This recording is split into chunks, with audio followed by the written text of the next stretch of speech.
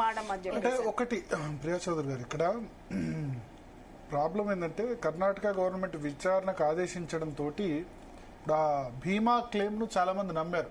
నమ్మిన వాళ్ళు అందరూ ఉన్నారు సార్. దాని వెనకే ఉంది సార్ కుట్ర మొత్తము. అదే ఇప్పుడు భీమా ఎవరైతే చెప్పారో కర్ణాటక గవర్నమెంట్ సిట్ ఏర్పాటు చేయడం, అక్కడ ఒక పుర్రె దొరికింది ఇట్లా చేయడం, దాంతో ఇప్పుడు మనకు తెలుగు వాళ్ళకి అక్కడ ఏం డైరెక్ట్ సోర్స్ ఏం లేదు, అక్కడ వెళ్ళి గ్రౌండ్ రిపోర్ట్ లేదు, అక్కడి నుంచి వస్తున్న ఇన్ఫర్మేషన్ బేస్డ్ గా చేసుకున్నారు.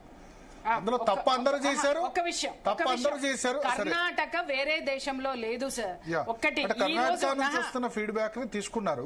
భరత్ గారు నేను అనేది ఏంటంటే ఎస్ misjudgement, miscalculation including నేను చెప్తున్నా మేము కూడా ధర్మస్థల్లో జరుగుతుందాన్ని కర్ణాటకలో వస్తున్నదాన్ని మేము కూడా వేసాం. అందుకు మేము కూడా క్షమాపణలు కోరుతున్నాం. ఎస్, ఎందుకంటే తప్పు చేసినప్పుడు తప్పనే చెప్పాలి. అంటే మేము ఇంత మరీ రోజు ఎపిసోడ్ల మీద ఎపిసోడ్ నడిపించలేదు, బట్ ఒకటి రెండు స్టోరీలు అక్కడ నుంచి వస్తున్న దాన్ని బట్టి తవ్వకాలు జరుగుతున్నాయి, ఇన్ని బయటపడ్డాయి అన్ని బయటపడ్డాయి అని క్లెయిమ్ చేస్తున్నారని చెప్పాం. కానీ ఇంత డైరెక్ట్ ఇన్ఫర్మేషన్ అలా ఇవ్వచ్చు సార్, క్లెయిమ్ చేస్తున్నారు.